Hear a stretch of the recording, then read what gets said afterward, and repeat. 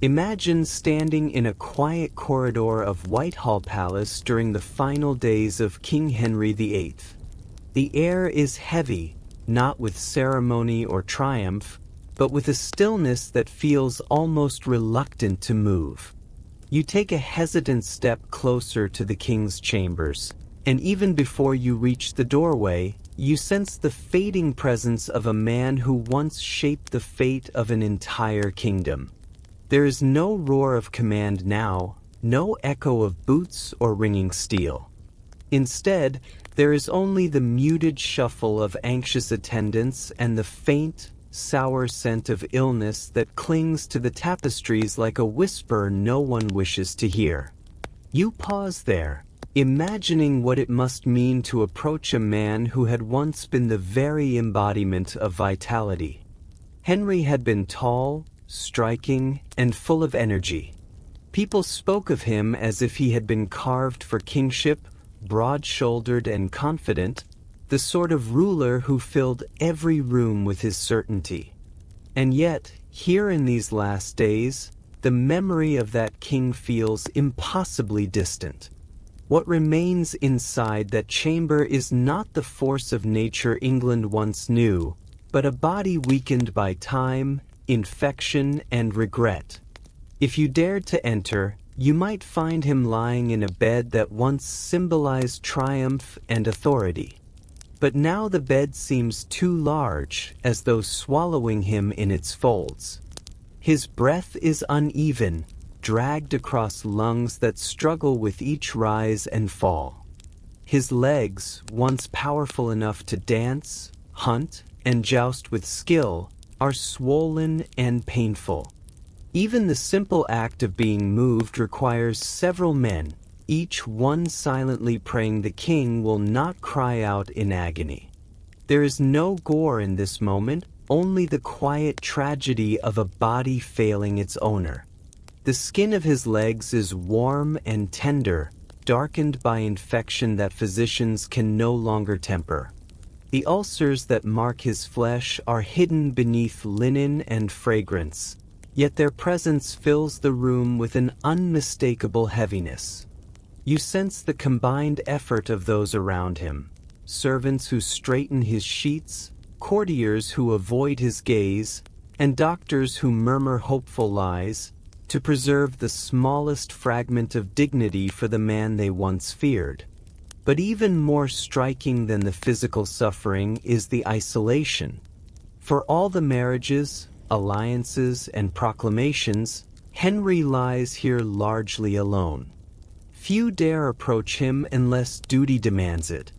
The king who commanded armies, broke with Rome, and remade England now faces the quiet truth of mortality, and it is a truth no crown can soften. As you stand there, absorbing the light and the stillness, your thoughts drift backward through the years.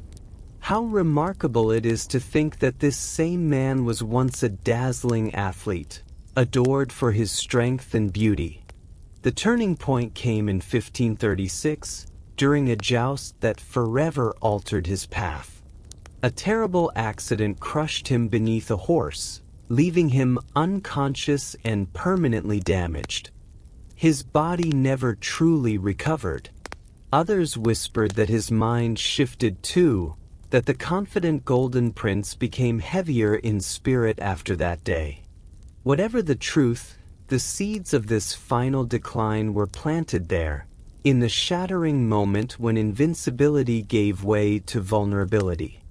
Now, in these last days, vulnerability is all that remains. You feel it in the stagnant air, in the voices, in the way every servant seems to walk on the edge of fear and sympathy. And you cannot help but wonder how such a powerful man came to this. Abandoned by many who once sought his favor, trapped in a failing body, and frightened of the darkness creeping ever closer. But how did we get here? Before we uncover what happened, I want you to understand the man Henry was before tragedy struck. Before we go deeper, feel free to like this video and subscribe, only if your curiosity leads you there. And tell us in the comments where you're listening from. It's always incredible to see how far these stories travel. Imagine stepping into the spring of 1509, when the air in London is filled with the scent of blossoms and freshly laid stone, and the streets hum with anticipation. A new king has ascended the throne, Henry, barely 18, yet already brimming with energy, charm, and a confidence that seems to draw people toward him like sunlight to a flower. Imagine walking through the palace corridors and hearing the delicate sound of a lute, plucked deftly by Henry's own fingers, the notes weaving through conversation and candlelight. It is here, in these early days, that Henry is at the height of his powers in every sense, not the worn, infirm monarch of his final days, but a Renaissance prince in every possible measure. Henry's talents are astonishing, and they announce themselves not only in performance but in thought. He speaks several languages with ease, Latin, French, and Italian among them, allowing him to converse with scholars and diplomats without hesitation. He is a poet, a musician, and a composer, scribbling verses with a practiced hand, each word reflecting a mind both curious and disciplined. Theology fascinates him, even before he becomes the king who would famously oppose Martin Luther. He writes the Defense of the Seven Sacraments, a work that earns him praise from the Pope himself, marking him as a scholar of deep religious conviction. And yet, he is not confined to study alone. His athleticism is legendary. He rides, hunts, and justs with vigor that both awes and inspires his courtiers. Imagine the glitter of tournaments, the clash of steel, and the sun glinting off a polished armor as Henry rides into the lists, the crowd erupting in admiration. This is a man whose vitality seems almost boundless, whose presence is as commanding as it is magnetic. His charisma is not merely superficial. People are drawn to him for his warmth and the ease of his conversation. In councils and dining halls, he listens with genuine curiosity, engaging scholars and advisors in discussions that reveal not only intelligence but empathy. He is careful in governance, tempering his youthful ambition with restraint. Though the crown offers him almost unlimited power, he does not wield it rashly. He shows patience and consideration, weighing counsel and favoring careful decision-making over impulse.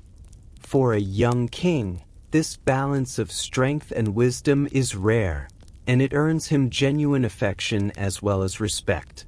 Amidst this vibrancy comes his marriage to Catherine of Aragon, a union both politically wise and personally hopeful. Imagine the palace on that wedding day, tapestries shimmering in candlelight, sweet scents of flowers and incense mingling in the air, music echoing down marble corridors. The young king, full of optimism, sees in Catherine not only a queen but a partner in the art of ruling. Together, they are the embodiment of potential, a marriage that promises stability, happiness, and continuity for the Tudor line.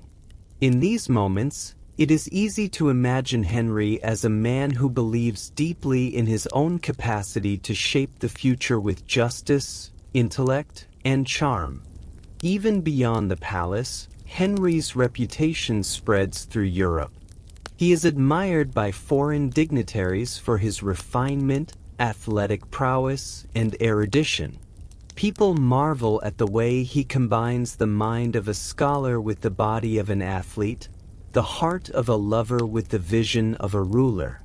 For many, he represents the ideal monarch, brilliant, engaging, cultured, and capable of commanding both respect and affection without fear or cruelty.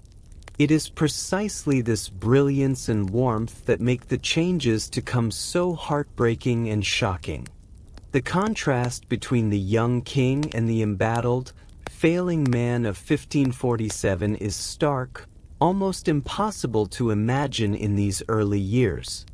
Yet history, as we know, is rarely kind to those who shine brightest. The physical vigor and intellectual curiosity of this young Henry create a foundation for a king whose temper and ambitions will one day spiral into excess and cruelty. The same sharpness of mind that wins him praise will later fuel suspicion and ruthlessness. The same vigor that inspires admiration will, in time, reveal fragility. And in the midst of this promise, foreshadowed only subtly by misfortune yet to come, there is an awareness that even brilliance cannot shield a man from fate. The accident at the joust, the pain, and the slow unraveling are all yet to arrive, but their shadow is already faintly felt, a reminder that the course of a life is never entirely predictable. But for now, in 1509, Henry remains the Renaissance prince, magnetic, energetic, cultured, and full of potential.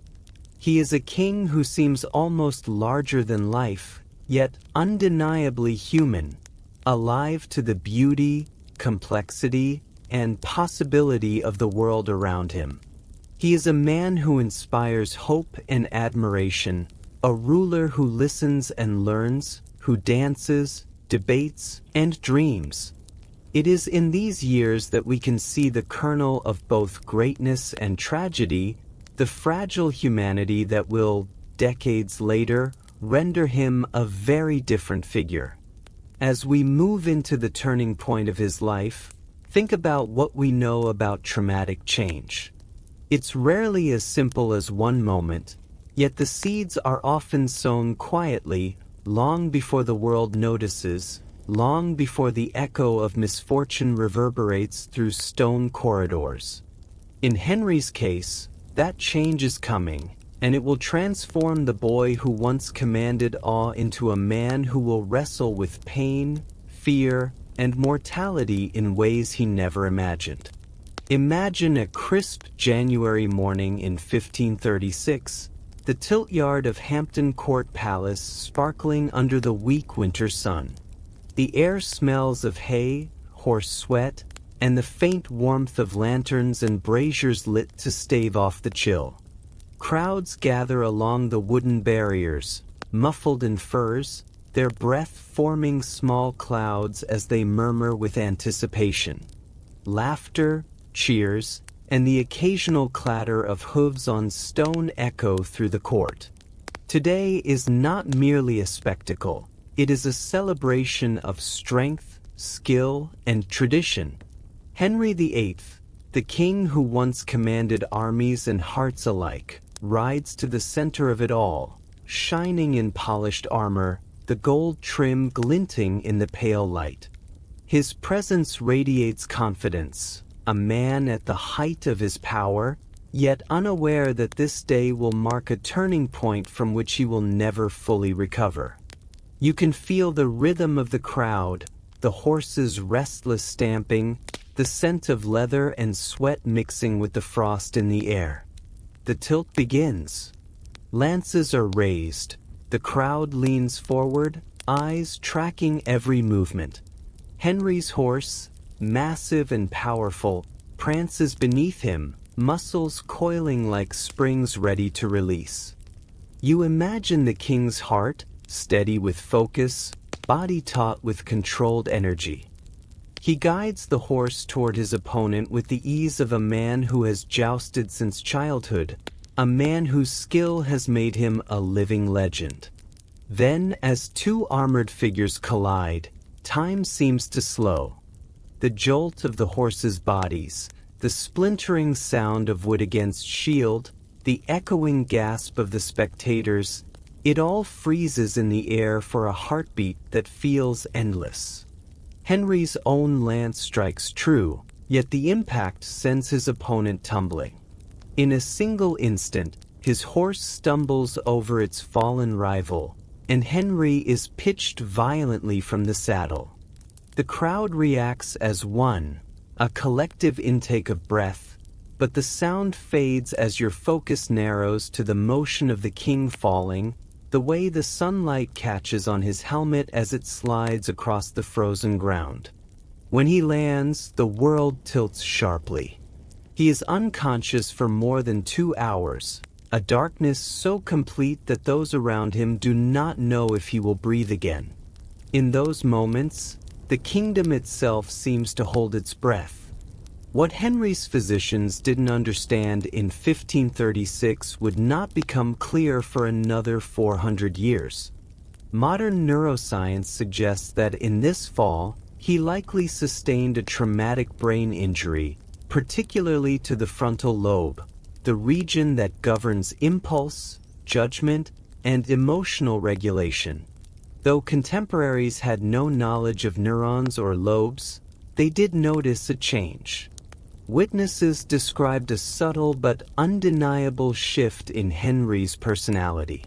The same charm, quick humor, and measured judgment began to give way to volatility, mood swings, and a growing sense of suspicion. It was not dramatic at first, barely perceptible to anyone except those closest to him, yet it marked the beginning of a slow transformation. The fall also reopened an old wound on his leg, one that would refuse to heal completely for the rest of his life. Swelling, infection, and relentless pain became constant companions. You can imagine Henry, once a man whose strength and vigor were near legendary, now walking with difficulty, his body betraying him in ways he could neither command nor endure. The combination of brain injury and chronic pain was a silent thief, reshaping not only his health but his temperament, his outlook, and ultimately his rule. As the days turned into weeks, the change became more apparent. Those who had once moved freely in his presence now tread lightly, uncertain how the new Henry would respond. Decisions that had once been tempered by wisdom now carried a harsher edge. Once brilliant debates now veered toward impatience or sudden anger. The same force that had inspired loyalty and admiration began to inspire caution and, eventually, fear. It was subtle at first, imperceptible to many, yet undeniable in retrospect. And yet, in that frozen moment of the joust, no one could have predicted the full consequences. The sun shone on the palace and tilt yard as if nothing had changed. Laughter returned to the galleries, horses pawed at the earth, and the king, once carried from the ground, recovered enough to stand. But beneath the surface, something fundamental had shifted. The body of a monarch had been injured, and the mind of a man had begun its long descent into difficulty. Pain, vulnerability, and uncertainty had entered the royal life, quietly but relentlessly. You can almost sense the irony. A single accident, a fleeting collision, had created ripples that would echo through the rest of Henry's reign. In this moment, it is impossible not to reflect on how fragile the line between strength and weakness can be, how quickly the course of a life and a kingdom can be altered by chance. History often seems to move in grand events, wars, or decrees, but sometimes it is a single fall, a brief lapse of fortune, that changes everything. And so, the joust concludes, the crowds slowly disperse, and Henry is left to recover. The king you knew, athletic, charming, confident, is subtly but irrevocably changed. His mind and body carry the consequences of that winter's day in ways that will unfold over years, transforming a man of immense promise into someone struggling with the weight of his own mortality and the demands of power. But what happened next would slowly destroy him from within. Before we continue, consider this. How often do single moments, sudden and unexpected, shape the trajectory of our lives in ways we cannot yet see? Imagine walking through the corridors of Whitehall in the years following that fateful joust, the air tinged with lavender, incense, and the faint, persistent scent of something less easily masked. Henry VIII moves slowly now, each step calculated, each movement measured. Beneath the fine silks and jeweled garments lies a private torment few would dare to imagine. A leg that refuses to heal, its flesh persistently inflamed, marked by ulcers that have become a constant, gnawing companion. What happens when a king's most private suffering becomes the hidden driver of national policy? It is a question that lingers quietly, like the faint echo of a distant bell, and one that shapes not only a man but the world around him. The medical reality of 16th century England offers little comfort. There are no antibiotics, no germ theory, no sterile dressings. Physicians rely on poultices, bloodletting, and prayers, and court records, such as those from Henry's trusted physicians, tell us of the repeated attempts to cleanse and bandage his wounds.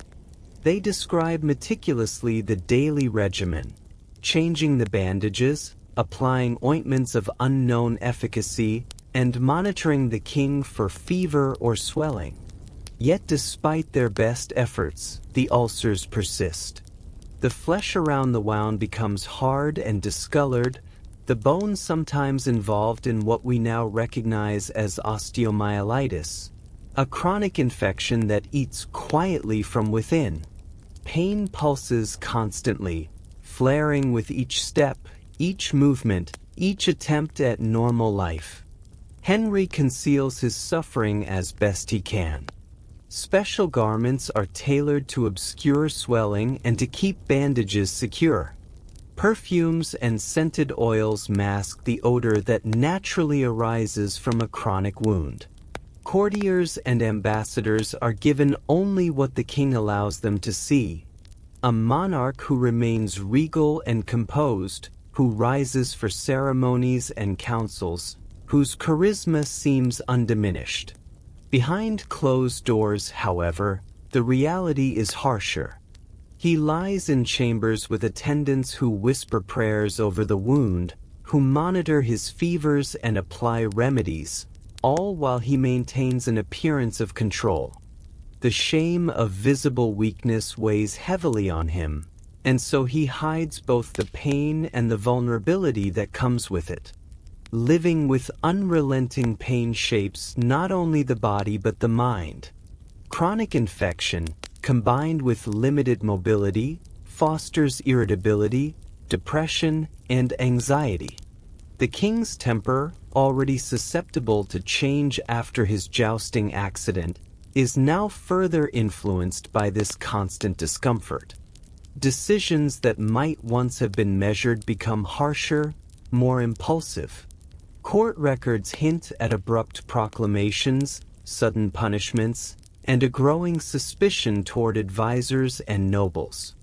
While historians debate the precise impact, it is clear that the physical suffering of his wound and the psychological weight of hiding it were intertwined, shaping the ruler and the realm alike.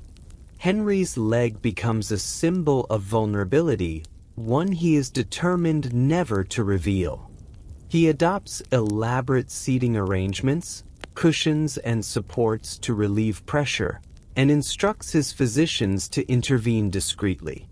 Ambassadors and foreign visitors are impressed by his continued vigor, unaware that each gesture and each step is carefully choreographed to conceal suffering.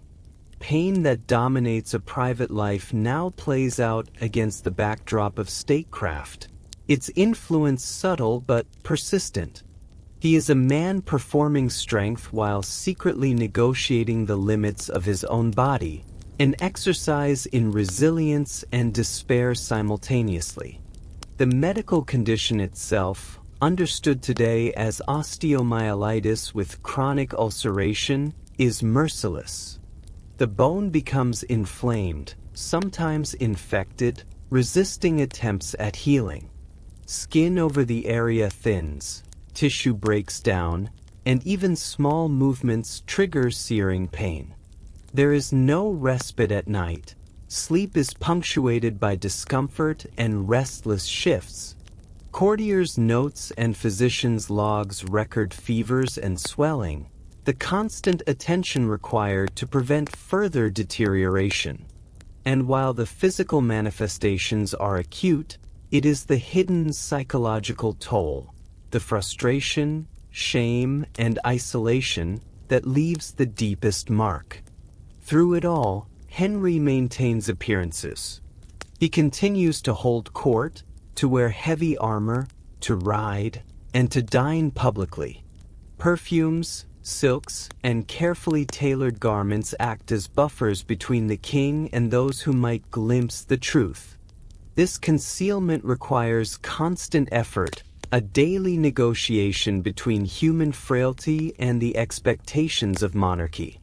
Yet even as he hides the wound from view, the infection dictates the rhythm of his life, reminding him, relentlessly, that no amount of finery or power can fully protect against the vulnerabilities of the body.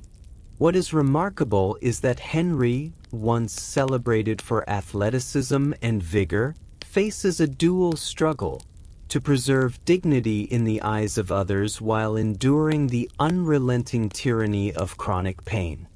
Each step, each council meeting, each public appearance becomes a calculated effort to assert control over a body that is quietly rebelling. And though he hides it well, the wound continues to shape him, influencing temperament, judgment, and the very tenor of his reign. If you've ever experienced chronic pain or hidden illness, you know how isolating it can be. Henry's experience was uniquely public and uniquely lonely. In every gesture of concealment, in every carefully applied perfume, in every bandaged step, we see a human desire to preserve dignity in the face of relentless suffering.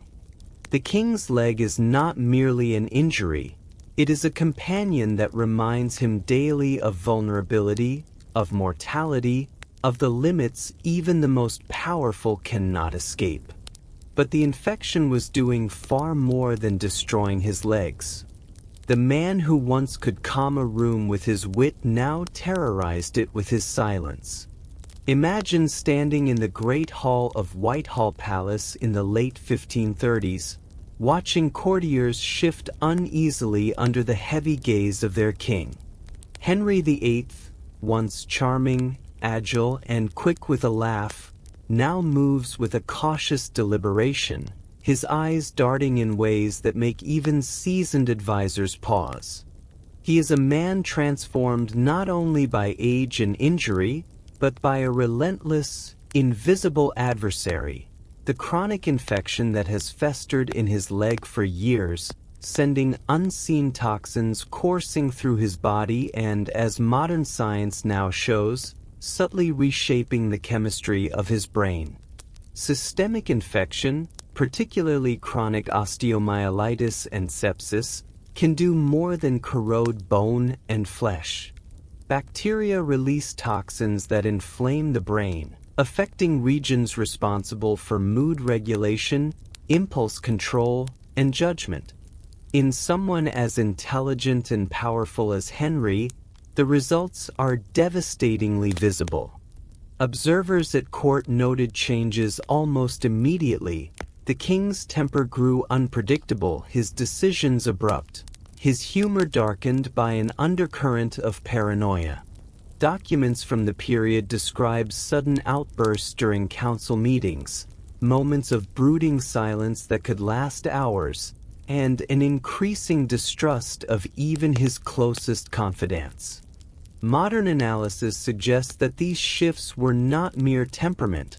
They were, in part, the body's response to a constant internal assault. We can trace behavioral changes alongside medical deterioration. In 1536, Following the jousting accident and the reopening of his leg wound, Henry's mood began to swing dramatically. Within months, he ordered the execution of Anne Boleyn, his second wife, on charges that remain historically contested. Observers describe the king as distant and unyielding, alternating between bouts of seeming melancholy and sudden, terrifying wrath. By 1540, Thomas Cromwell, his most trusted minister and architect of England's Reformation policies, faced a similarly abrupt downfall, executed after a sudden reversal of Henry's favor. Each decision bore the fingerprints of a monarch whose judgment was influenced not only by political calculation but by a body in pain and a brain inflamed by chronic infection. Court life adapted to this unpredictability. Courtiers and servants learned to read subtle cues, to guess at moods before they surfaced openly. Meetings and gatherings were conducted with careful choreography. The king's seat angled to alleviate pressure on his leg, conversations steered to avoid topics likely to provoke irritation, and portraits commissioned to convey a regal composure that belied the fragility beneath. These portraits, famous even today, show a robust, commanding monarch, masking the swelling, immobility, and pain that dictated much of his day-to-day existence. The public saw a king in control. The private reality was far more precarious. Anne Boleyn's fate illustrates the lethal interplay of personal, political, and physiological forces. Henry's suspicion, likely heightened by the irritability and paranoia exacerbated by his infection, combined with court intrigue to produce a tragedy that historians still debate. Catherine Howard, his fifth wife, similarly entered a union shadowed by his unpredictability, her marriage constrained by the king's volatility and growing awareness of betrayal. Chronic pain, bacterial toxins, and emotional strain converged to produce a ruler whose actions, though historically consequential, were now entangled with his physical suffering. Contemporary accounts repeatedly mention mood swings and violent rages. Ambassadors' letters note abrupt policy reversals. Memoirs of courtiers describe fear punctuated by fleeting generosity. Chronic infection acts on the brain much like an unseen hand, subtle, persistent, shaping thought patterns, fostering hypervigilance, and amplifying stress responses. It is not an excuse for cruelty. Henry made choices, and their consequences were real, but it is context for understanding the psychological environment in which those choices occurred. The king's growing obsession with succession, with control over his wives and ministers, and his sudden enactments of justice reflect both political reality and the neurochemical impact of prolonged illness. Even his advisors learned to accommodate the unpredictable nature of his rulership. Council meetings were adjusted to shorter sessions. Ceremonial events included careful planning to protect the king from strain, and physicians were tasked not only with treating the leg wound but with moderating fever and inflammation in ways that might calm mood volatility. The court became an ecosystem finely tuned to the king's condition, a delicate dance of observation, anticipation, and survival. Through all this, Henry's public image remained carefully curated. Portraits, banquets, tournaments. These were performances designed to project control and authority. Yet beneath the surface, the chronic pain and systemic infection shaped his inner life, influencing decisions that were at once rational and impulsive, measured and cruel. Observers noted the subtle erosion of his once magnetic charm, replaced by suspicion, impatience, and occasional paranoia. His rage, like a storm brewing behind a clear sky, could appear suddenly and sweep through the court, leaving fear and uncertainty in its wake. As we reflect on Henry's life during these years, the challenge emerges. How do we reconcile the suffering of a human body with the suffering inflicted on others by the decisions of that same person? The man who once danced, debated, and inspired admiration now navigated a realm of fear and volatility, his body and mind inseparable in their influence. The toxins coursing through his system, the pain of a chronic wound, and the persistent inflammation of his brain did not erase responsibility, but they illuminate why a king who had once embodied charm and intellect became increasingly feared and unpredictable. What does it mean to hold a ruler accountable while also acknowledging their suffering? There's no easy answer. Henry VIII's reign demonstrates that power and fragility, authority and vulnerability, often exist side by side. In examining his life, we see a portrait not only of tyranny but of human endurance, of a man constrained by the very body that had once made him seemingly invincible, navigating a world in which every decision carried the weight of history and the shadow of his own suffering. Every person in that palace lived with the constant knowledge that one wrong word could end their life. Imagine walking along the polished corridors of Whitehall in the late 1540s, where tapestries dampen the echo of footsteps and the scent of lavender mingles with something more pungent, linen soaked in ointments for the king's leg, mixed with the faint warmth of fire-heated bricks. Courtiers moved like dancers on a stage they could never rehearse enough for, each gesture carefully measured, each phrase chosen with the weight of survival. Life near the king was a delicate performance, a constant negotiation between deference and initiative, between observation and discretion. Daily routines were dominated by caution. Observers noted that servants and attendants had to learn the king's moods like shifting winds, predicting when he might flare in anger or retreat into silence. Some used visual cues, ribbons tied to the railing of the king's chair or the arrangement of cushions, to indicate his disposition that morning. Those closest to him adapted swiftly. The king's bed might be changed while he lay down, his body moved carefully on boards reinforced to support his weight, and doorways widened to accommodate his size and infirmity.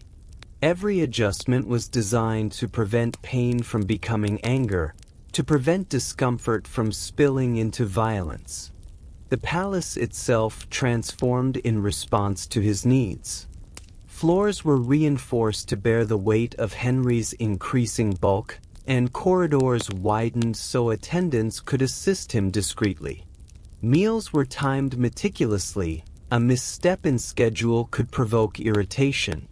Courtiers described the atmosphere as simultaneously grand and fragile, filled with splendor but underlaid with tension. Ambassadors wrote letters noting the king's unpredictability, one day jovial and witty, the next brooding and sharp-tongued. To navigate this world required patience, attentiveness, and constant awareness of the fragile balance between favor and disfavor. The human cost was profound. Servants endured long hours, tending to painful ulcers, changing linens, administering poultices, all while concealing their discomfort and fear. Advisors learned to speak carefully, tempering advice with a mixture of honesty and flattery, always gauging the king's mood before suggesting policy or action. Even the queen, or in his later years, his wives, had to adapt to the oscillations of affection, attention, and scrutiny. Marriages were as much political survival as personal partnership, requiring negotiation of a volatile temperament that could turn a gesture of kindness into an accusation.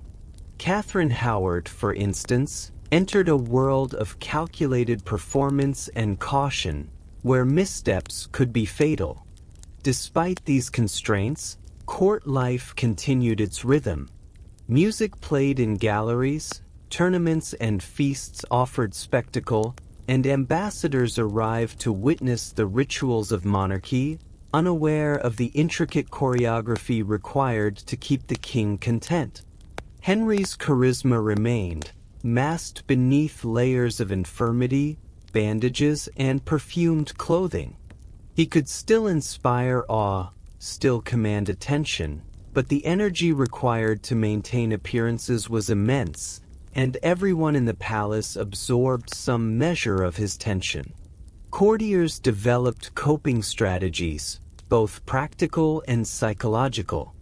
Some relied on routines, timed meals, careful observation of physical signs, to anticipate mood swings. Others cultivated favor as a shield, aligning themselves with those the king still trusted. There was an unspoken hierarchy of survival, where proximity to the king could bring privilege or peril in equal measure. Letters and memoirs recount the exhaustion and anxiety of those who lived closest to him, the constant negotiation of fear and loyalty, and the relief that came when a day passed without incident. The modifications to palace life also reveal Henry's humanity. He relied on these adjustments not to intimidate or punish, but to maintain his dignity and to continue ruling despite pain that must have been almost constant.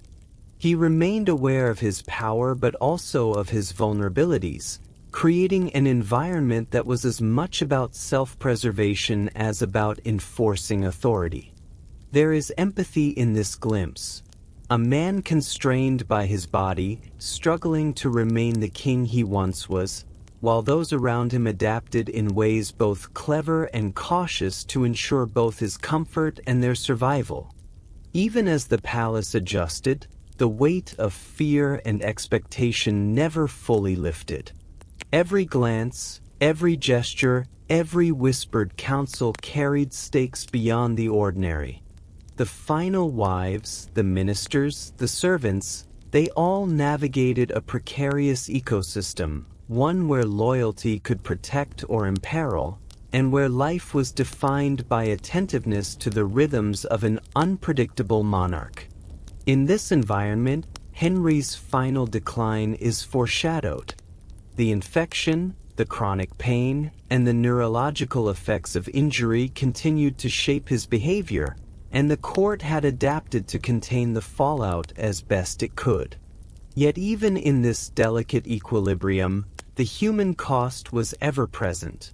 The fatigue of constant vigilance, the tension of unpredictable authority, and the quiet sorrow of witnessing the slow deterioration of a man who had once embodied vitality and charm. And so, as the palace moves through its daily rituals, and courtiers navigate the intricate dance of survival, we begin to sense the inevitability of the king's final days. The stage is set, the actors finely attuned, and yet the shadow of mortality and the consequences of pain, infection, and aging loom ever closer, ready to claim the man who has dominated this space for decades. By December 1546, Henry knew. And so did everyone else. The corridors of Whitehall no longer carried the echoes of confident footsteps, but the quiet shuffle of attendants carefully navigating around the king, who could barely lift himself from his bed without help. His body, once celebrated for vigor and strength, had become a monumental vessel of suffering. Extreme obesity, swollen limbs, jaundiced skin, and the ever-present ulcers that gnawed at his leg. Each breath he took was labored, each movement painstaking. Yet the facade of authority persisted. Courtiers, physicians, and ministers maintained appearances, aware that the king's dignity must remain intact until the very end. Imagine standing near his bed, sensing both the weight of history and the fragility of a human life stretched to its limits. Henry's limbs required careful support to be moved, his body cushioned with layers of linen and specially constructed boards. Ambassadors and chroniclers of the day noted the spectacle of a king both immense and incapacitated, a ruler whose physical decline could not mask the sharpness of his mind. Physicians recorded the treatments applied, poultices, ointments, and careful bandaging, designed not to heal fully but to alleviate pain. There were moments when he could barely rise, yet when roused, he commanded attention with a voice still capable of authority, tinged now with fatigue and occasional irritation. The events of 1546 unfolded against this backdrop of decay. Henry's last marriage, to Catherine Parr, was a union that combined companionship and political prudence, yet even this relationship was shaped by the realities of his failing health. In private, Catherine tended to him gently, navigating the tension between care and deference, aware that the king's temper could shift unpredictably. At the same time, the court prepared quietly for succession. Edward Seymour and other members of the council maneuvered subtly, observing the king's condition, anticipating opportunities, and positioning themselves for the inevitable transfer of power. Yet even amidst these careful calculations, Henry remained the pivot of the kingdom, his decrees final, his judgment still sought, even as his physical strength waned. His isolation grew alongside his suffering. Friends and allies once close found themselves at a distance, either from fear or necessity, leaving a small circle of attendants, physicians, and select courtiers to oversee his daily existence. He relied on their constant vigilance, turning, cleaning, adjusting cushions, and attending to the persistent pain in his leg that no treatment could fully relieve. Chroniclers described the king's face as lined with fatigue, his features swollen and marked by the yellow tinge of illness, yet still capable of flashes of the charisma and sharp wit that had defined his earlier years. Those moments were rare, fleeting glimpses of the man he had been, and they made the contrast with his immobility all the more poignant. Amid this, Henry dictated his will, a document that would shape the future of England. The king's mind remained alert enough to consider the succession, to outline guardianships, and to instruct ministers, even as his body faltered. The careful planning of his deathbed governance reflects both the endurance of intellect and the stark limitations of the flesh. Political tensions simmered around him, as advisors negotiated both policy and proximity, each aware that the next months would determine the direction of the nation. Ambassadors' letters from this period note the unusual stillness of court life, the quiet anxiety, and the ever-present attention required to serve a king whose health teetered on the edge. Pain, exhaustion, and the body's betrayal dominated his daily life. Every step, every attempt to sit upright, required multiple attendants, each coordinating to prevent further injury or distress. The king's hunger and desire to maintain appearances persisted, but meals were administered with careful consideration of comfort and safety. Clothing was adapted to conceal swelling. Perfumes and scented oils masked the inevitable odor of illness. Even in these final months, Henry's concern for appearances remained as pronounced as ever, a testament to both pride and the deep awareness of his public role. Courtiers and physicians alike were acutely aware that the end was near. The atmosphere in Whitehall was heavy with quiet anticipation, a blend of sorrow, relief, and tension. The king's reactions were increasingly measured, punctuated by occasional irritability, reflecting the ongoing interplay of chronic pain, neurological changes, and human fatigue. Every meeting, every audience, carried the weight of significance. Every decision was tinged with the awareness that time was short. And yet, despite frailty and isolation, Henry's presence remained central. Even as his body failed, he exerted influence, demanded attention, and maintained the rituals of kingship with what energy he could muster. His final weeks would unfold against this backdrop of physical decline, political maneuvering, and the quiet devotion of those tasked with his care. It was a delicate balance between authority and vulnerability, between legacy and mortality. What would it feel like to know the end was coming, but be unable to stop it? To feel the body collapse while the mind strives to maintain control, and to sense the kingdom leaning on a man whose strength is fading? In these months, Henry lived that reality fully, surrounded by those who both loved and feared him, preparing in their own ways for the moment when a life so central to England's history would finally reach its close. What do we know about those final hours? More than historians once admitted. Imagine the candlelight flickering across the chamber of Whitehall in early January 1547, casting shadows that dance across the walls as attendants hover silently, their eyes tracing each shallow breath of a king on the verge of passing. Henry VIII, once a figure of almost mythic strength, now lay confined to a bed that seemed too large for the fragile body within it. Every moment was a negotiation between the stubborn will of the mind and the relentless collapse of flesh and organ. Physicians and courtiers kept careful vigil, recording fever, shallow breathing, and the subtle tremors that warned of stroke or seizure, aware that the end was approaching with inexorable certainty.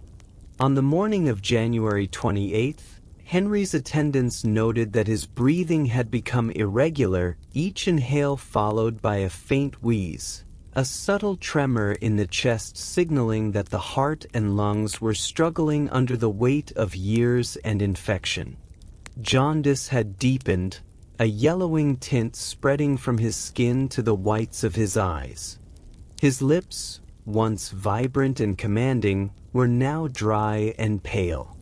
Small seizures shook his body intermittently, each one leaving him momentarily disoriented, unable to speak or lift a hand.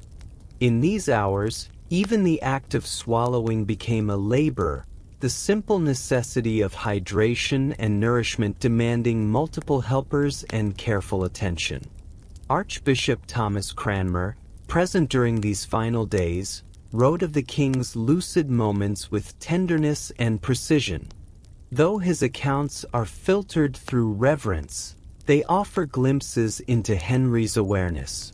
He spoke quietly with his attendants, asking about the well-being of his son Edward, his last surviving child, and issuing instructions regarding the succession and the safeguarding of his will.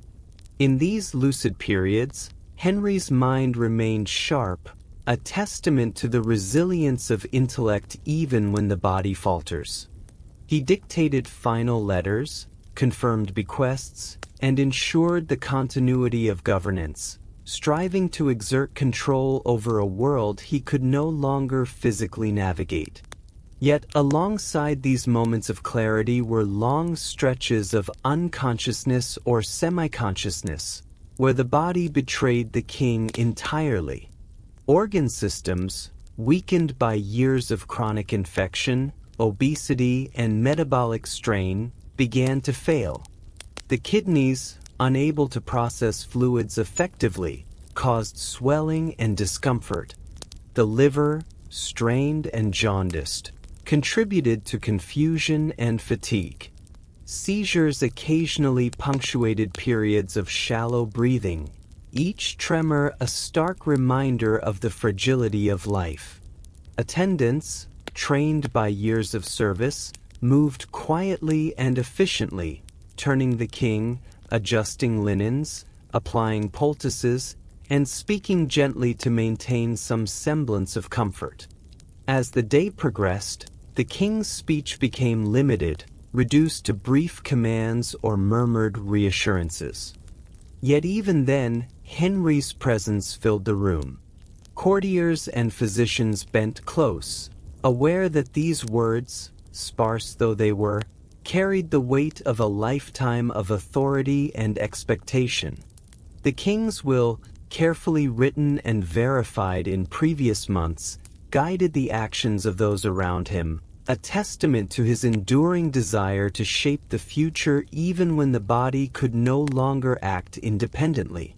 Every gesture was laden with significance.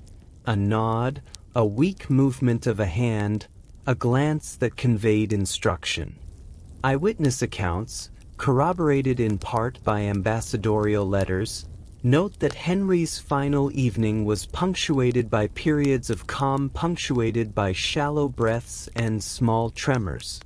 Attendants reported that he asked quietly for prayers, for the well-being of his family, and for the kingdom he had ruled for decades. His fear was palpable but dignified. He understood, as did those around him, that the moment of surrender approached. There was no dramatic struggle, no overt spectacle, only the quiet, intimate reality of a man negotiating the limits of his life, a body failing while a mind fought to remain coherent. Physicians continued their ministrations with calm determination, administering poultices and supporting his weakened limbs. Even the act of touching or shifting the king required coordination and care, lest discomfort provoke agitation or unnecessary stress. Courtiers watched in silence, their usual chatter replaced by a hush that filled the chamber, acknowledging the solemnity of the passage occurring before them. The room itself seemed to shrink around the bed, the walls absorbing the mixture of reverence, fear, and grief. In these hours, Henry exhibited the human struggle with mortality, his body weakening, his senses narrowing, and yet his mind intermittently asserting control. He witnessed his own limitations, felt the weight of pain, and still endeavored to exercise agency over affairs beyond his reach. His final conversations reflected both concern and calculation, as he ensured the protection of his heirs and the execution of his will. The combination of consciousness and surrender, of command and helplessness, is what makes these last hours profoundly human. As the night deepened, the tremors grew less frequent, the shallow breaths slowing further. Attendants held vigil, offering gentle words, prayers, and physical support, while the king's mind flickered in and out of clarity. The struggle between life and death was quiet but inexorable, and each movement, each inhalation, carried immense significance. The chamber held the culmination of decades of power, ambition, suffering, and resilience, now distilled into the intimate reality of a man facing the unavoidable. But death, when it came, was not gentle. In reflecting on these final hours, one is invited to consider mortality itself, the body's frailty, the mind's persistence, and the fear and dignity with which humans face their inevitable end. What would it feel like to be both aware of the closing of life and powerless to stop it, to feel the weight of a kingdom and the limits of flesh in the same instant? In Henry VIII's final moments, we glimpse the answer, a mixture of courage, apprehension, and the quiet, profound humanity that defines the end of every life. The man who had reigned for 37 years was gone. Imagine the quiet chambers of Whitehall on the morning of January 28, 1547. The king, long confined to his bed, had finally surrendered to the relentless decline of body and mind. Contemporary accounts, sparse but careful, record a moment of quiet passing. Attendants noted the cessation of breath, the slackening of hands that had once wielded sword and scepter, the stillness that replaced decades of command. There are no dramatized cries, no exaggerated scenes of agony, only the factual record of a life concluded. Henry VIII, chronicled meticulously by physicians and courtiers alike, died surrounded by those who had attended him in illness and service, the atmosphere solemn, charged with the mixture of grief, relief, and practical concern that accompanies the death of a monarch. What we know comes from a combination of court records, ambassadorial reports, and chroniclers' notes. Archbishop Thomas Cranmer, who witnessed the final days, noted in his writings that the king had spoken intermittently, offering final instructions and assurances regarding the succession, but by the last hours, even speech was impossible. Physicians documented the progression of his decline, the organ failure that had begun months earlier, and the final signs of cessation, the slowing pulse, the cold extremities, the loss of consciousness that became permanent.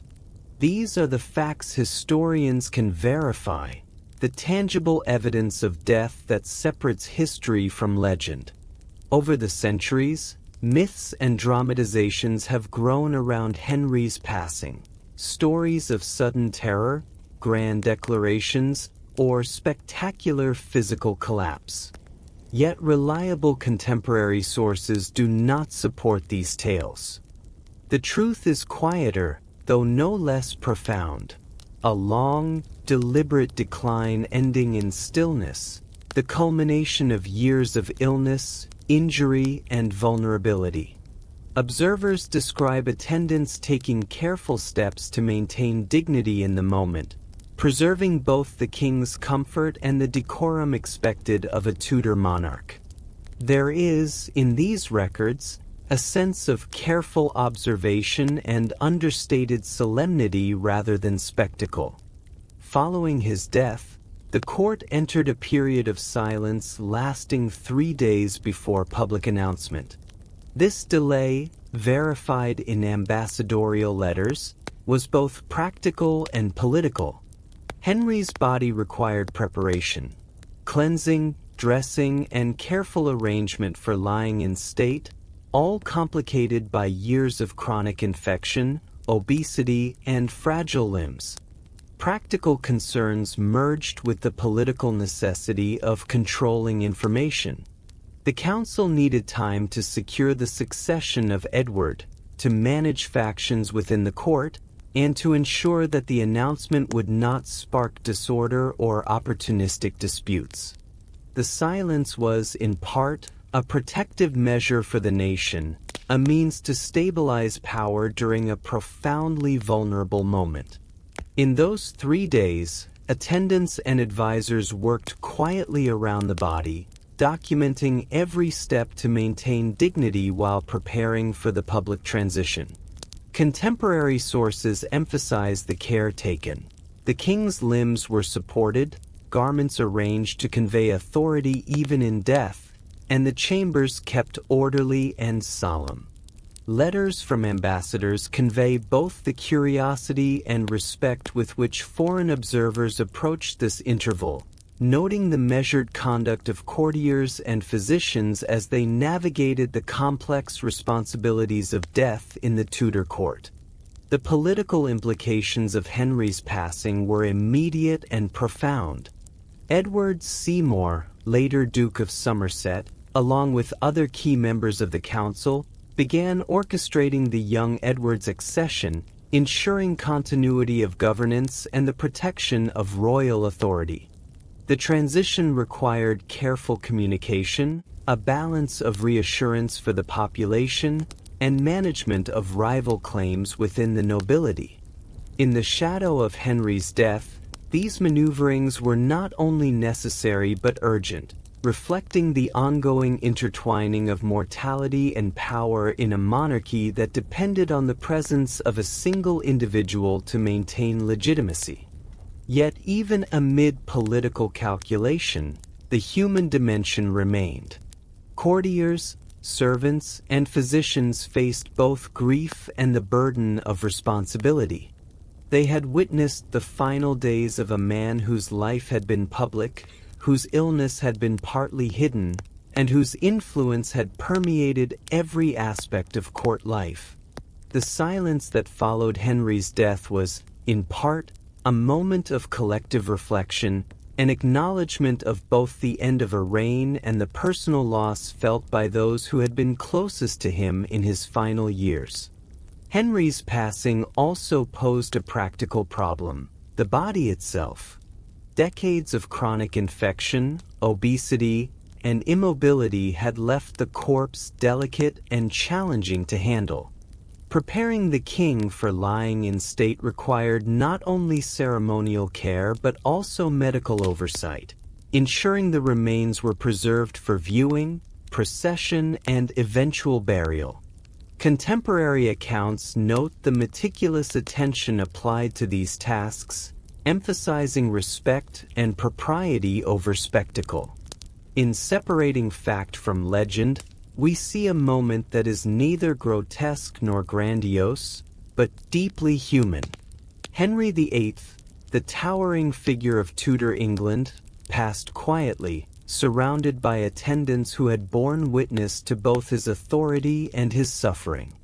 The transition from life to death was handled with careful attention, reflecting both the demands of monarchy and the dignity owed to an individual whose life had shaped a nation. What happens to a nation when its king dies in secret? In those 3 days, the court managed not only the practical necessities of a deceased monarch but also the fragile continuity of governance, preserving order while mourning the man who had reigned for nearly 4 decades. The death of Henry VIII reminds us that even the most powerful life is ultimately subject to the quiet, unavoidable rhythm of mortality. Even in death, Henry's body refused to cooperate with his legacy. The moment the king passed on January 28, 1547, the practical realities of mortality began to assert themselves.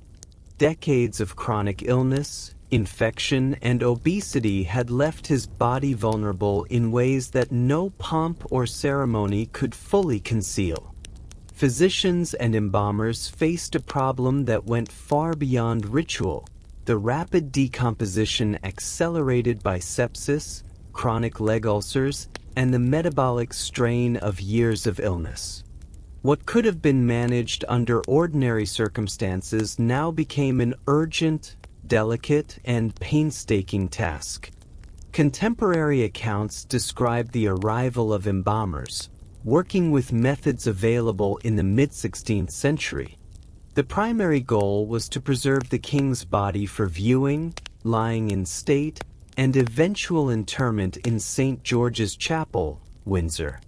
Techniques included the removal of internal organs, washing and anointing the body with aromatic substances such as myrrh, frankincense, and rosewater, and the application of resins and oils to delay decay. Linen and fine cloths were layered over the corpse to maintain both appearance and structure. Lead coffins, used for their ability to slow air exposure and provide a barrier against moisture and microbial activity, were prepared to receive the body for burial. These measures reflected both reverence and practical understanding of preservation in an era without refrigeration or chemical embalming as we know it today. Despite these careful interventions, Henry's body presented unique challenges. Chronic infection had left the tissues fragile, inflamed, and prone to rapid breakdown. The ulcers on his leg, in particular, meant that decomposition began unevenly and at an accelerated rate, a consequence of the bacterial load that had persisted for years. Physicians and embalmers noted swelling and discoloration, and the use of perfumed oils and resins was partly intended to mask odors and partly to slow the inevitable. Ambassadors' letters and court records from February 1547 reference the considerable attention required, noting the diligence and length of time needed to complete the embalming process. Over time, legends grew around the supposed horror of the king's corpse. Tales of grotesque decay and dramatized reanimation circulated in pamphlets and histories, yet careful examination of contemporary sources shows a more measured reality.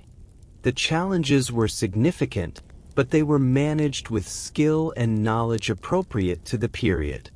The focus was on dignity and public display rather than spectacle. The body had to represent royal authority even as it was succumbing to the very natural processes that all humans face. The lead coffin itself illustrates the balance between practical necessity and ceremonial respect. By sealing the body within a heavy metal container, embalmers could slow exposure to air and protect the remains from environmental factors that accelerated decomposition. It was a pragmatic solution, reflecting both the desire for preservation and the limits of contemporary science. In addition, careful positioning, stuffing of the body with aromatic materials, and external wrapping contributed to creating a presentable appearance for lying in state, emphasizing ritual over any notion of perfect preservation. Medical reality helps explain why Henry's body required such extraordinary attention. Chronic sepsis and infection had already weakened tissues, and the absence of modern antiseptic techniques meant that bacteria continued to proliferate immediately after death. The skin, compromised by ulcers and repeated interventions, offered little barrier, and decomposition followed rapidly. Embalmers were working against a biological clock, their interventions slowing but never halting the inevitable process. In this context, the challenge was less horror than diligent management of a natural consequence of disease, handled with the tools, knowledge, and reverence available in 1547. Eyewitnesses emphasized the combination of solemnity and practical problem-solving. Courtiers recorded the care taken to maintain appearances during the 3-day preparation period, ensuring that the body could be viewed by those who came to pay respects, while also addressing the medical realities of fragile tissues, swelling, and odor. There was an understanding that a king's corpse, even one so compromised by illness, still carried symbolic weight. The visual presentation mattered as much as the actual preservation. In distinguishing fact from legend, it is clear that while Henry's body decomposed faster than that of a healthy man, the process was neither instantaneous nor catastrophic in the dramatic ways later stories suggested. Embalmers succeeded in preparing him for public display and burial, albeit with significant care and attention to both biology and ritual. The practical difficulties reflect the limits of Tudor medicine and the consequences of chronic illness, rather than any theatricalized curse or moralistic narrative. Reflecting on this moment, there is a quiet recognition of mortality and the body's refusal to bend completely to human will. Even the most powerful life, sustained by wealth, authority, and ceremony, is ultimately subject to the laws of biology. The king, who had spent decades commanding armies, shaping laws, and managing his court, now depended entirely on the skill and diligence of others to manage his remains. His body, like every human body, asserted its own terms, reminding all who witnessed the process of the inevitable truth of death. Henry VIII's corpse, meticulously embalmed and placed within a lead coffin, represents both the triumph of careful human intervention and the humility imposed by nature.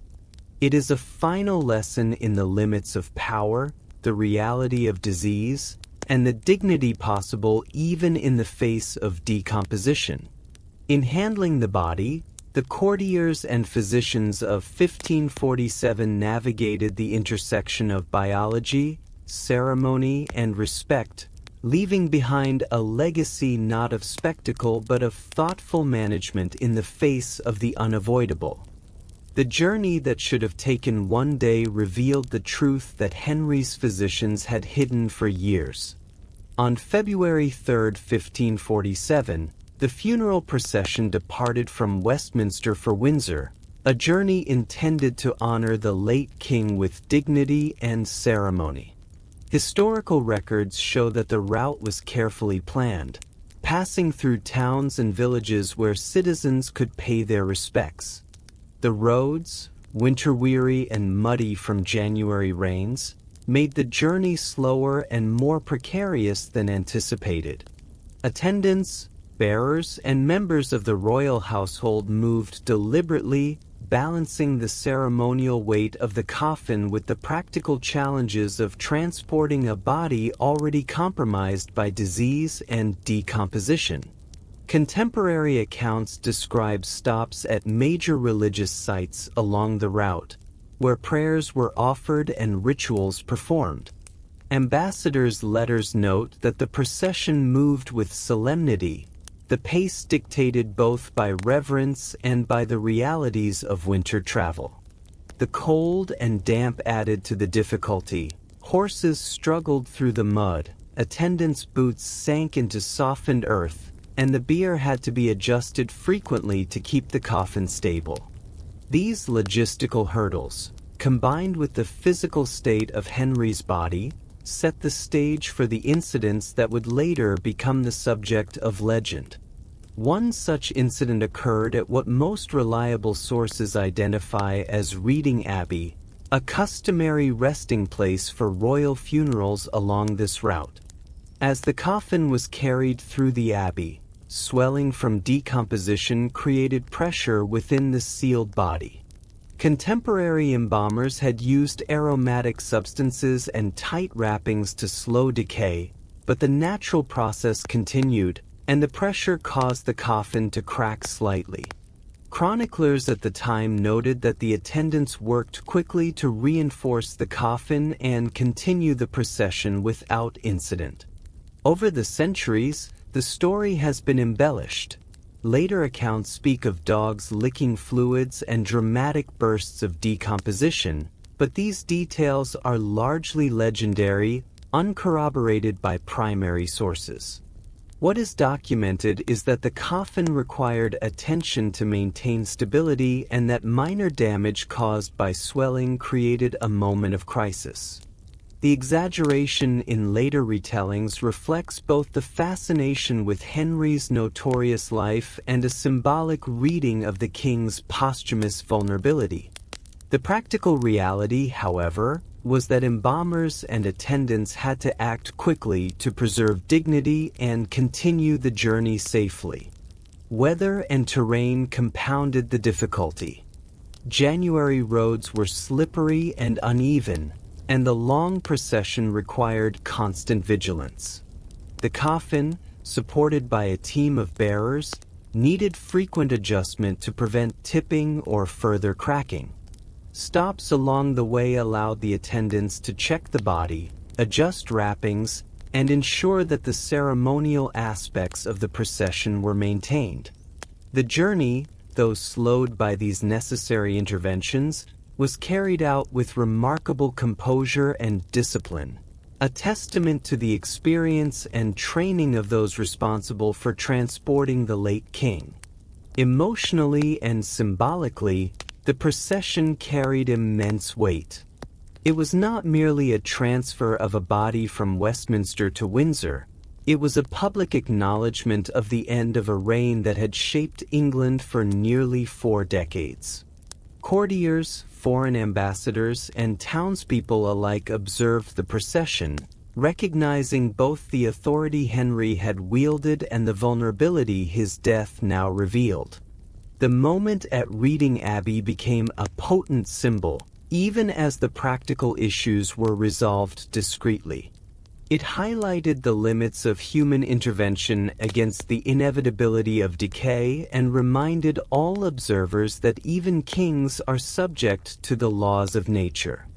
At Windsor, the final preparations for burial continued. The lead coffin, reinforced after the minor incident at Reading, was placed in the royal vault at St. George's Chapel. Attendants oversaw the ceremonial laying of the body, ensuring that rituals were followed and that the king's dignity was preserved to the greatest extent possible. The journey had revealed the hidden challenges of death, the ways in which even meticulous planning could be disrupted by biology and the passage of time. The incident, when separated from legend, offers insight into Tudor practices of embalming, funeral logistics, and the care taken to maintain royal dignity. It also reminds us of the human dimensions of monarchy, the attendant's labor, the embalmer's skill, and the limitations of contemporary medicine. While myth and exaggeration have amplified the horror, the reality was a careful, measured response to the unpredictable nature of the body after death. What does it mean when a king's body refuses to maintain his dignity? In the procession from Westminster to Windsor, we see a tension between ceremonial expectation and biological reality, a quiet reminder that power ends at the threshold of mortality. Even in careful planning, even with the most skilled attendants, death asserts itself with practical consequences that no authority can fully control.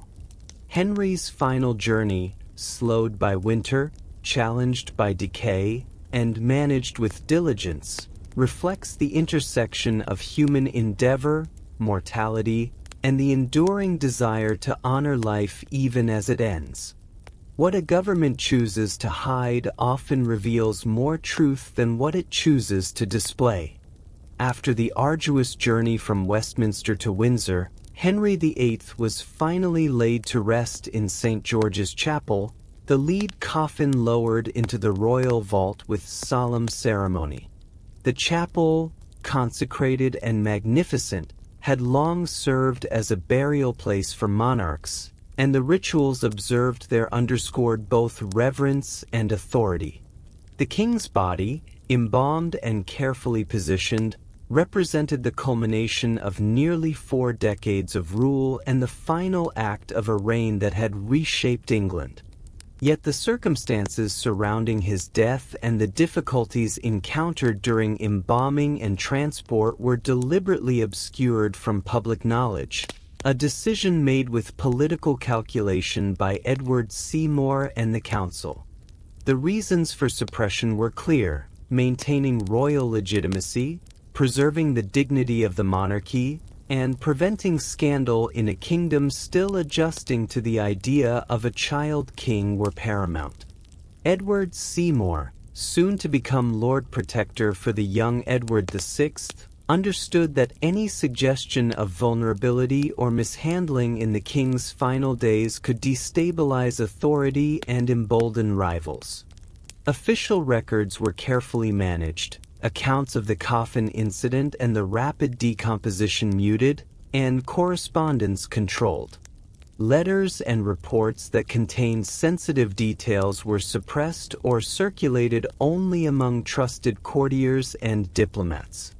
Even chroniclers were guided by the expectation that the public narrative emphasized the majesty, continuity, and composure of the monarchy. Evidence of deliberate censorship survives in the form of court memoranda, letters between council members, and instructions to embalmers and attendants. Some documents include explicit reminders to avoid discussion of decomposition, illness, or complications during the funeral. Ambassadors' letters occasionally hint at events not spoken of publicly, reflecting the tension between private knowledge and public presentation. These fragments, when compared with later accounts, reveal both the intentional shaping of historical memory and the subtle cracks through which truth could eventually emerge. For centuries, the details of Henry's death, embalming, and funeral remained obscured, giving rise to legends and exaggerations. Only through careful archival research, examination of private letters, diplomatic reports, and court records have historians been able to piece together a more accurate picture. Private correspondence between physicians and courtiers, often written under the assumption of confidentiality, preserved facts about the king's final illness, the challenges faced by embalmers, and the precautions taken during transport. Diplomatic dispatches from ambassadors at the English court provided additional external perspective, recording what courtiers did not publish for domestic audiences. Over time, these sources allowed historians to reconstruct events with a fidelity previously impossible, separating fact from myth while maintaining respect for historical actors. This process illustrates an important lesson about history itself. What is suppressed often shapes the story as much as what is recorded. Political considerations, fear of scandal, and the desire to maintain authority can obscure reality, leaving future generations to sift through fragments and conflicting accounts to understand what truly occurred. The burial of Henry VIII is a case study in the interplay between power, memory, and historical narrative. The care taken by those in charge of succession ensured stability in the short term but imposed a long-term challenge for historians seeking the truth. Archival research demonstrates that suppression was not absolute. Observant diplomats, quietly kept records, and careful chroniclers preserved enough information to reveal the complexities of Henry's final days. Modern historians, cross-referencing embalming records, funeral accounts, and personal letters, have been able to reconstruct both the practical and symbolic dimensions of the burial, providing insight into Tudor attitudes toward death, monarchy, and the management of reputation. The layers of concealment highlight how political imperatives can shape collective memory, leaving a partial narrative that must be critically examined to approach historical truth. Even in 1547, those who knew the king's condition, the rapid decomposition of his body, and the difficulties of the funeral understood the delicate balance between truth and perception. Suppressing unpleasant details protected the monarchy, ensured a smooth succession for Edward VI, and maintained public confidence.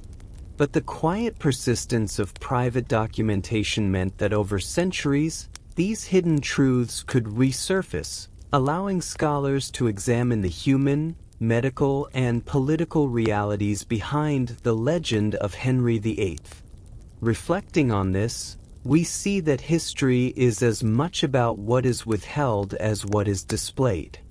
The construction of narrative, the curation of memory, and the deliberate shaping of public understanding all influence how events are perceived. Henry's burial and the secrecy surrounding it teaches us that transparency is rarely absolute and that uncovering the past requires patience, careful scholarship, and a willingness to consider multiple perspectives. As we look back, we are reminded that the king who commanded armies, reformed a church, and transformed England could not control everything, not even the truth of his own death. In examining the archival record, the letters, and the embalmer's notes, we gain insight not only into the events themselves but also into the mechanisms of historical suppression. It invites us to reflect on how we learn history, how narratives are constructed, and how, even centuries later, the careful reconstruction of truth can honor both the lived experience of the past and the lessons it imparts to us today. A new regime had every reason to rewrite the story of the old king's death. Edward VI, barely 9 years old at the time of his father's passing, was suddenly the center of a kingdom in transition. The court faced the delicate task of ensuring continuity, legitimacy, and stability while managing the uncertainties of a child monarch. Edward's youth necessitated a regency government headed by Edward Seymour, later Duke of Somerset, whose authority rested not only on familial ties but also on the perception that the monarchy remained strong, unified, and divinely sanctioned. Any suggestion that Henry's final days had been undignified, prolonged by illness and bodily decay, threatened to undermine that carefully constructed image.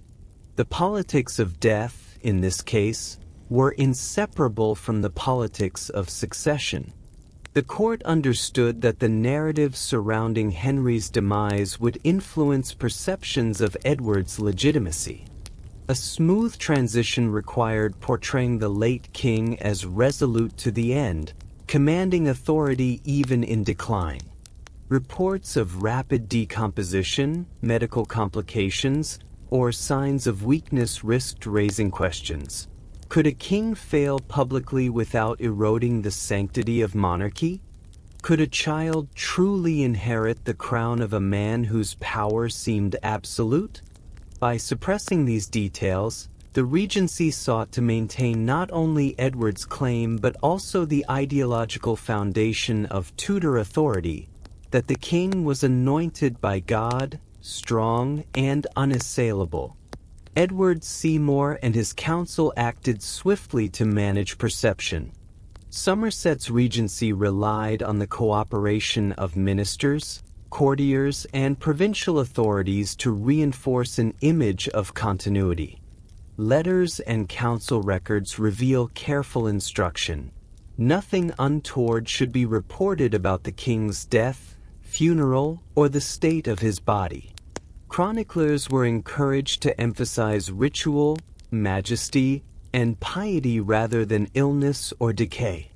Foreign ambassadors, who often recorded their own observations, were met with official silence or discreet explanations, allowing only approved narratives to reach broader audiences. The monarchy's public image became a tool for stabilizing the realm during a period of potential vulnerability. Religious upheaval added another layer of urgency. England in 1547 was still grappling with the Reformation Henry had set in motion, a period of contested doctrine, dissolved monasteries, and shifting allegiances.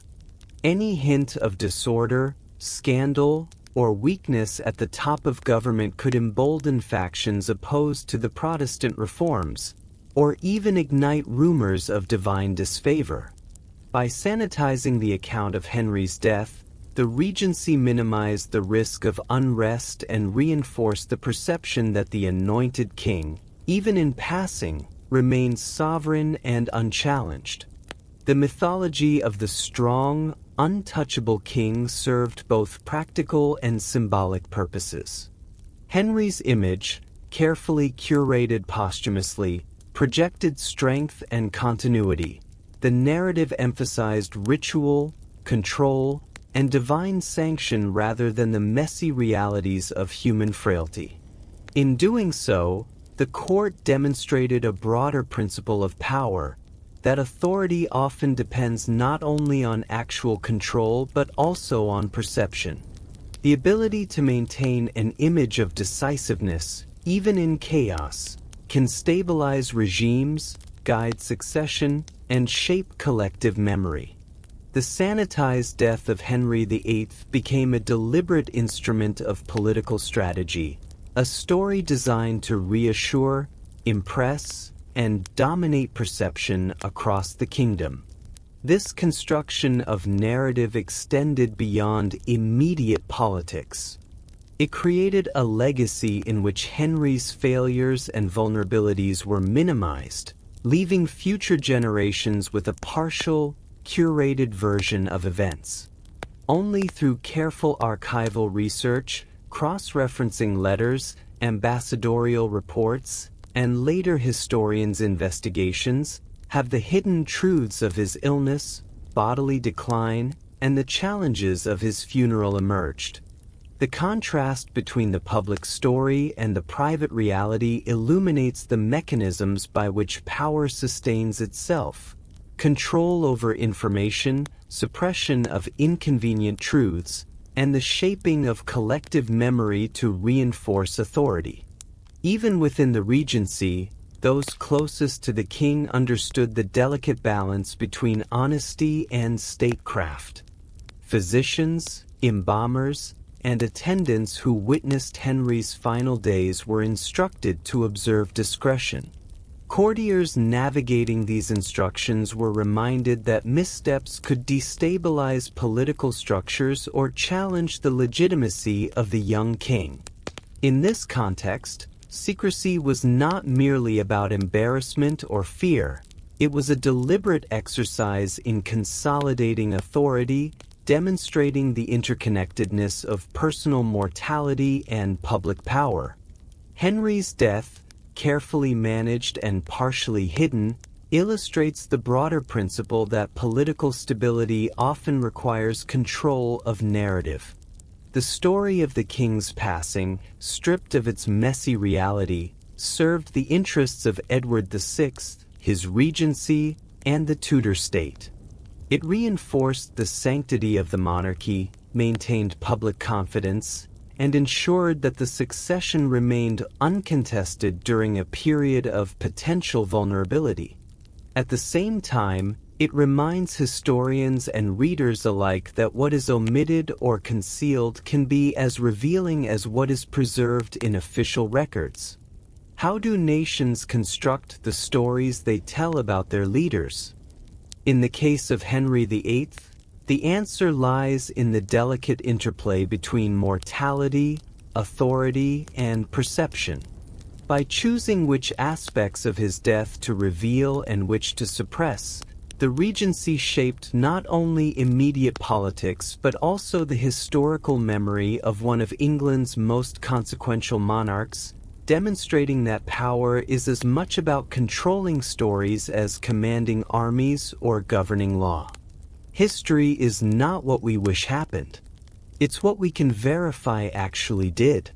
When we examine the final days of Henry VIII, separating fact from legend requires careful attention to sources, context, and the limits of evidence. Much of what has circulated in popular imagination, stories of grotesque decay, dramatic outbursts, or supernatural portent, is built more on myth than on documented observation. To understand the reality of Henry's death, we turn to the sources that provide the most reliable information: court records, diplomatic correspondence, physician notes, and the meticulous work of later historians who have sifted through these materials with rigorous analysis. Court records, including minutes of the Privy Council and official burial accounts, offer insight into the events surrounding Henry's final illness, the arrangements for his funeral, and the management of his corpse. These documents are invaluable for confirming dates, locations, and the practical challenges faced by those attending the king. For instance, records note the 3-day interval between Henry's death and the public announcement, reflecting both the need for embalming and political considerations in securing Edward VI's succession. Such primary evidence grounds our understanding in verifiable fact, showing how the court navigated the intersection of mortality and statecraft. Diplomatic correspondence provides an external perspective, often written by foreign ambassadors who observed events at a distance but reported details with careful attention. Letters from the Venetian and Spanish embassies, for example, describe the king's declining health, the progression of his final illness, and aspects of the funeral procession. While these accounts are colored by the ambassador's own interpretations and political agendas, they corroborate certain timelines and reinforce the reality of a king weakened by years of chronic infection and obesity. These reports also illuminate the broader context, showing how the death of a monarch was perceived abroad and how it affected diplomatic relations. Physician notes, where available, offer a glimpse into the medical reality of Henry's condition.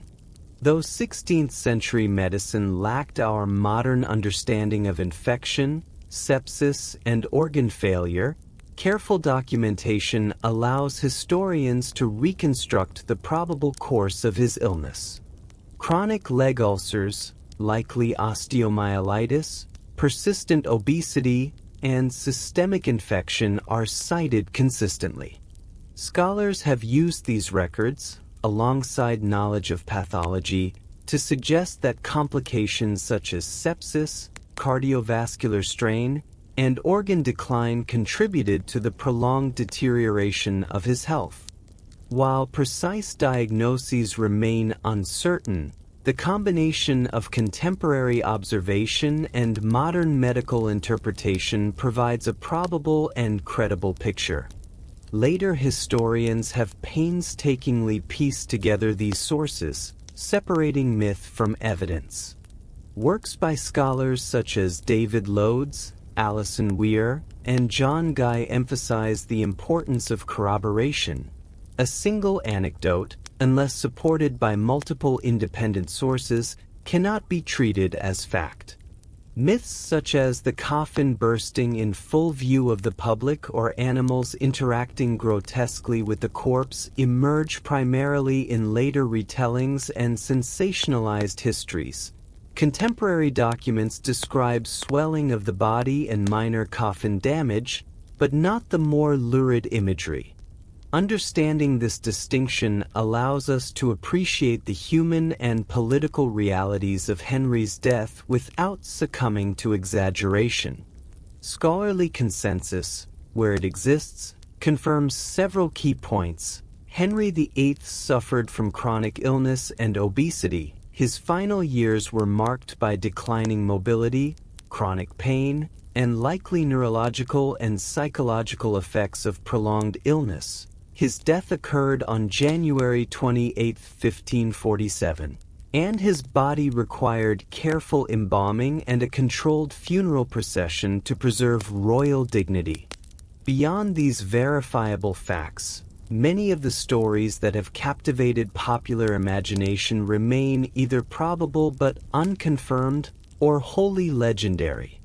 For example, the exact details of his mental state in the final hours, the precise appearance of his body during transport, and the nature of reactions among courtiers are often inferred or reconstructed rather than documented with certainty.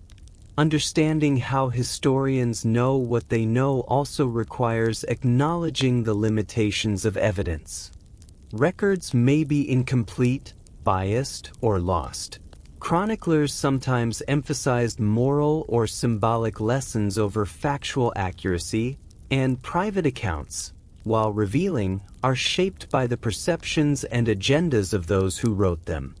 Recognizing these constraints is not a weakness, but a strength.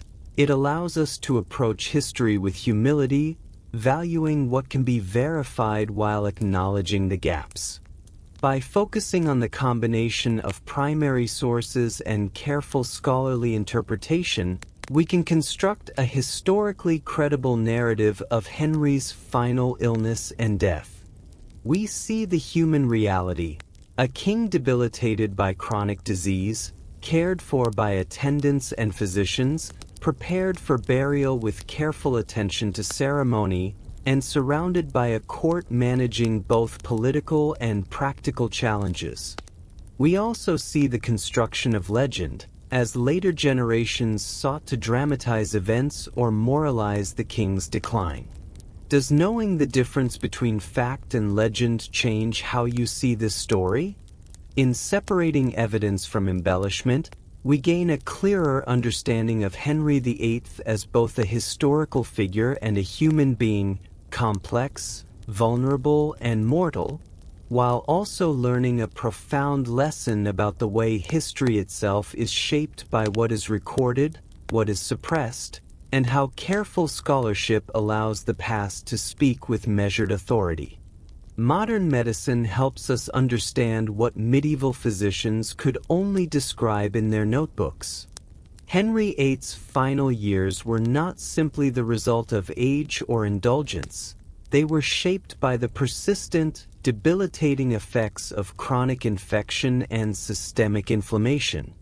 While 16th century doctors could observe swelling, ulcers, fever, and fatigue, they lacked the knowledge of bacteria, sepsis, and organ failure that would explain what was truly happening inside the king's body. Today, with modern medical understanding, we can begin to reconstruct the physical and psychological toll these conditions imposed, offering a more empathetic perspective on both his suffering and the behaviors that have become notorious in history. One of the most significant medical challenges Henry faced was osteomyelitis, a chronic infection of the bone. Likely originating from repeated leg injuries and compounded by poor circulation, the condition caused ongoing pain, swelling, and tissue breakdown. The leg wounds that never fully healed were not merely uncomfortable, they were persistent entry points for bacteria, which could spread throughout the body. In the absence of antibiotics, the infection festered, sometimes producing fever, systemic inflammation, and the release of toxins into the bloodstream, a state modern medicine identifies as sepsis. The consequences were both physical and cognitive. Systemic infection does more than weaken muscles or skin. It affects the entire body, including the brain. Chronic inflammation and persistent exposure to bacterial toxins can alter mood, cognition, and impulse control. For Henry, this could explain periods of irritability, sudden rage, and fluctuating mental clarity documented by contemporary observers. Modern studies of long-term infection show that prolonged illness can induce fatigue, depression, anxiety, and even paranoia, effects strikingly consistent with the documented behaviors of the later Henry VIII. It is not to excuse his cruelty, but to recognize that his mind and body were under relentless physiological stress. In addition to mental effects, chronic infection imposes profound physical limitations.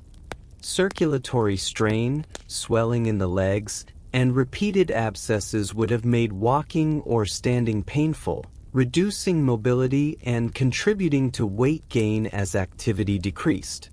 Sleep could be disrupted by pain or fever, weakening the body further. Appetite and digestion may have suffered, while the cumulative burden of chronic inflammation would have accelerated organ stress, leading to progressive weakness. The king's increasing obesity was thus intertwined with medical reality, not simply lifestyle choice. Henry's condition also helps contextualize the psychological impact of long-term illness. Pain, immobility, and the knowledge of one's declining body are inherently isolating experiences. Chronic disease can distort perception, heighten anxiety, and amplify feelings of vulnerability. Courtiers' accounts describing Henry as unpredictable, severe, or withdrawn are consistent with someone coping with relentless physical suffering and systemic illness. In essence, the behavioral changes historians note can be seen as the understandable consequences of a body under siege by chronic infection. Understanding the medical reality also clarifies the extraordinary measures Henry took to conceal his deterioration. Layers of clothing, strategic perfumes, and public appearances were not vanity alone. They were attempts to manage perception, preserve authority, and maintain a semblance of control over a body that was increasingly fragile and compromised. These actions reflect both the human desire for dignity and the pressures of kingship, revealing the intersection of medical suffering and political necessity. Chronic infection in Henry's case was cumulative. Years of untreated ulcers, systemic inflammation, and recurring bouts of illness left the body and mind in a state of persistent stress. Pain and fatigue eroded patience, susceptibility to mood swings increased, and the body's ability to recover from minor illnesses diminished. Each episode layered onto the previous, creating a compounding effect that shaped both behavior and physical decline. When we read descriptions of the later Henry, we can now perceive the interplay of disease, mind, and circumstance behind the historical record. By examining Henry's condition through the lens of modern medicine, we gain a clearer, more compassionate understanding of his final years. We see a man whose suffering was not dramatic fiction but a lived physiological reality, whose behavior was influenced by relentless pain, infection, and systemic stress. Recognizing this does not absolve him of responsibility, but it does illuminate the human dimensions of history, reminding us that even those who seem larger than life are vulnerable to the same biological forces that shape all human experience. Reflecting on this, we are invited to consider suffering itself, how it alters perception, mood, and action. Henry's story becomes not merely a tale of tyranny or power but a testament to the profound effects of chronic illness, and a reminder that understanding medical reality allows us to approach history with empathy, clarity, and respect. The portraits we see today are not what Henry wanted us to see. They are what his son and the Tudor state needed us to believe. From the moment Henry VIII ascended the throne, his image was as carefully curated as his policies and alliances. Painters such as Hans Holbein the Younger were tasked not merely with capturing likeness but with projecting authority, strength, and unassailable majesty. The Whitehall portrait, one of the most iconic images of Henry, shows him standing broad-shouldered, legs apart, hands confidently poised, gaze steady and commanding. Every detail, from the rich fabrics of his doublet to the gleaming sword at his side, was selected to convey power, vitality, and the absolute authority of the king. Yet the reality of Henry's later years could not have been further from these depictions. By the 1540s, he was severely obese, immobile without assistance, and plagued by chronic leg ulcers and systemic illness. The walking stick or staff sometimes included in portraits may have served as a subtle nod to his physical support, though art historians debate whether these elements were original or later adjustments to maintain the image of stability. What is clear is that portraiture was an instrument of political messaging. It erased vulnerability, illness, and decline, replacing them with the eternal image of the unshakable ruler. Royal portraiture functioned as propaganda as much as it did art. Unlike private sketches or casual likenesses, official images were distributed across the kingdom and to foreign courts, reinforcing both internal authority and external perception. Holbein and his contemporaries understood this. They manipulated posture, proportion, and accessories to create an impression that aligned with the crown's ideological needs. A swollen torso could be minimized, a rigid stance exaggerated, and fabrics and jewelry used to convey wealth and command. The visual narrative declared that Henry remained powerful, wise, and physically commanding, even when the court knew otherwise. The disconnect between portrait and reality is striking. While documents and eyewitness accounts describe a king increasingly confined to bed or reliant on aids for mobility, the portraits immortalize him as indomitable. This dissonance illustrates a broader principle of power. Image is as critical as action.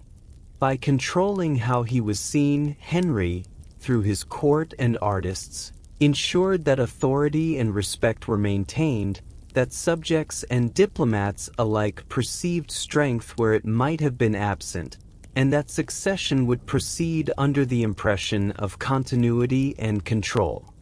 Repainting and restoration further complicate our understanding. Some portraits were altered after Henry's death, possibly to align with evolving political or dynastic needs. Scholars debate whether certain features, such as the prominence of his hands or the inclusion of a staff, reflect original intent, later embellishment, or artistic convention. Regardless, these interventions highlight how mutable royal imagery could be. Each generation had reason to maintain or adapt the king's image to serve contemporary purposes.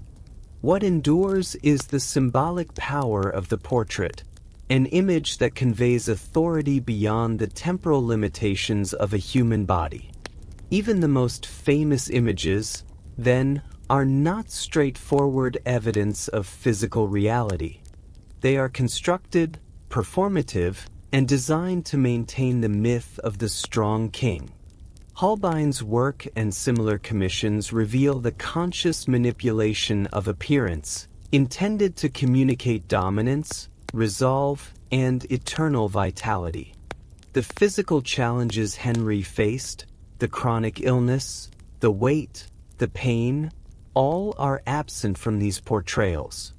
Instead, the viewer encounters an idealized version, a visual tool of governance as much as a likeness. The use of portraiture to conceal vulnerability reminds us of the broader dynamics of power. Authority often relies not only on actual ability but on perception, on the careful management of how one is seen by allies, rivals, and the populace. Henry's portraits offer insight into how myth and reality coexist in the service of monarchy. They show that even in the face of declining health, the monarchy's message of strength was meticulously maintained, shaping both contemporary perception and historical memory. What do we hide in plain sight? In Henry VIII's portraits, we see the answer, a carefully curated version of reality, one that conceals human frailty beneath the veneer of power, reminding us that what appears eternal and unyielding is often constructed, rehearsed, and protected for political purposes. Through these images, the king's authority transcended his mortal vulnerability, leaving behind a visual legacy that continues to influence our understanding of him centuries later. Henry VIII shaped England not just by what he did, but by what his suffering did to him. To understand his life fully, we must see it as a tapestry of ambition, brilliance, and profound human frailty. His reign was transformative, leaving an imprint on England that persists centuries later.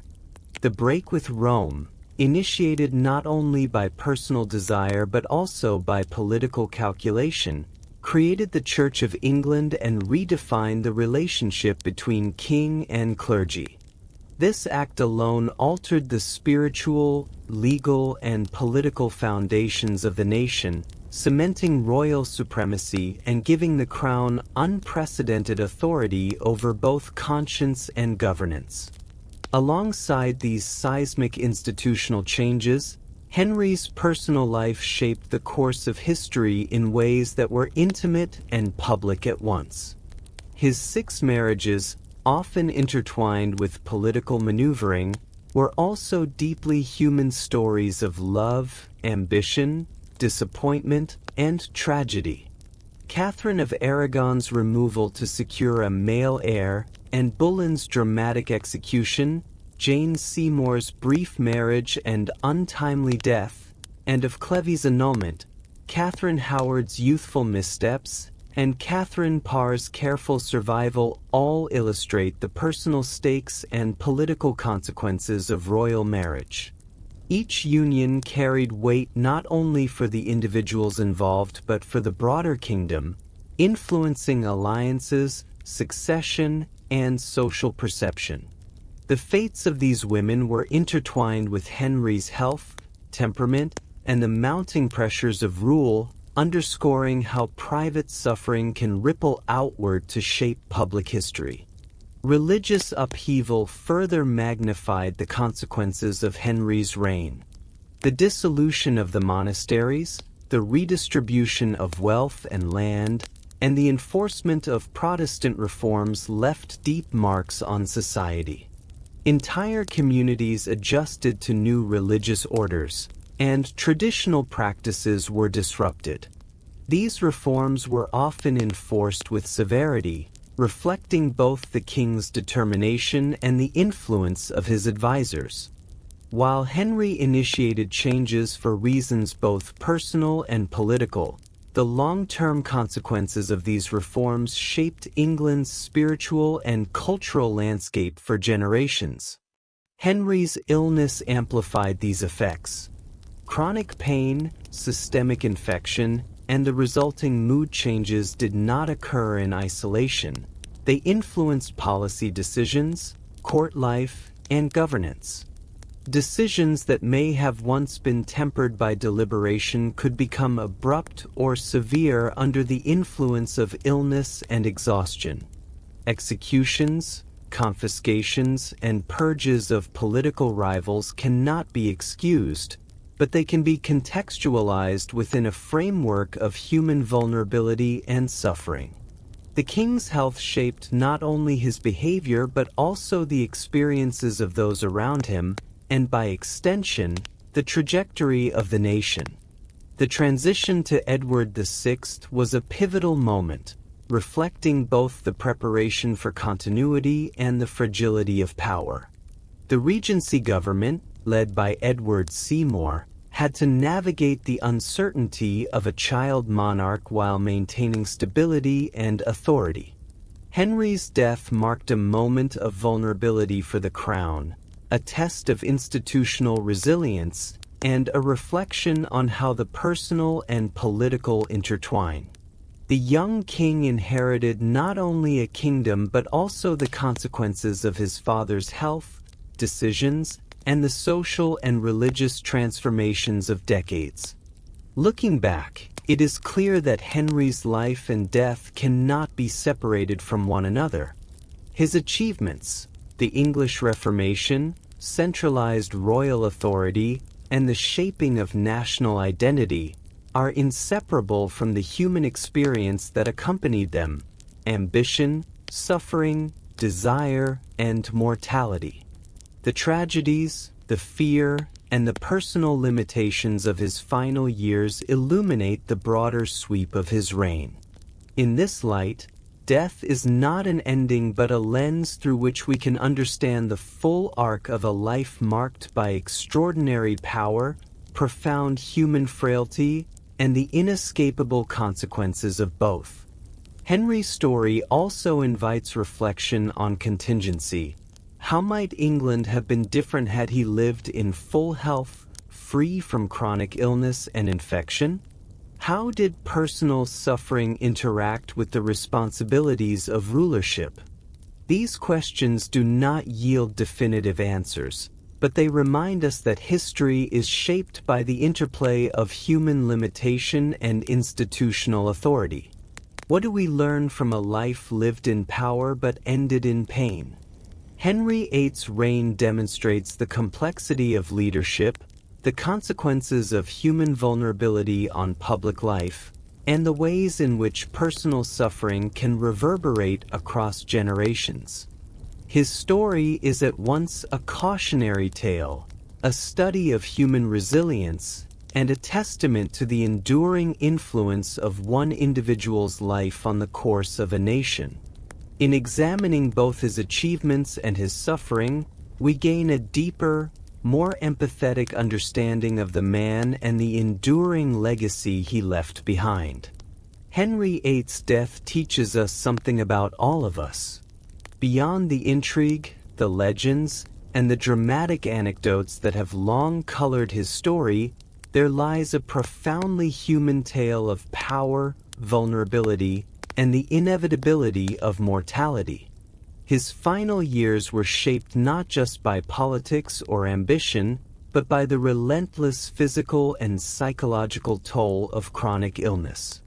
In witnessing how a man who once commanded armies, reformed a church, and reshaped a nation could be reduced by infection, pain, and frailty, we confront the delicate balance between authority and human limitation, a balance that transcends time, reminding us that no position, no title, can fully insulate us from our own mortality.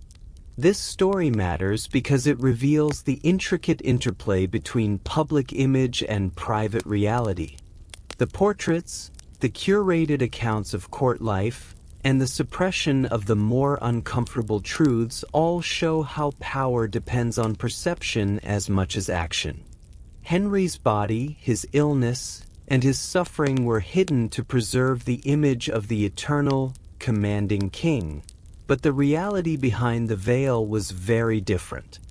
For historians, and for anyone interested in the human condition, this contrast illuminates the ways in which individuals and institutions construct narratives to maintain authority, dignity, or influence. It is a reminder that what we see is often only part of the story, and that understanding the unseen is crucial to understanding the whole. Equally, Henry's experience teaches us about the effects of illness on mind and behavior. Chronic infection, pain, and systemic stress shaped his personality, his decisions, and the way he interacted with those around him. The volatility, the moods, and the occasional cruelty we read about are inseparable from the physiological reality he endured.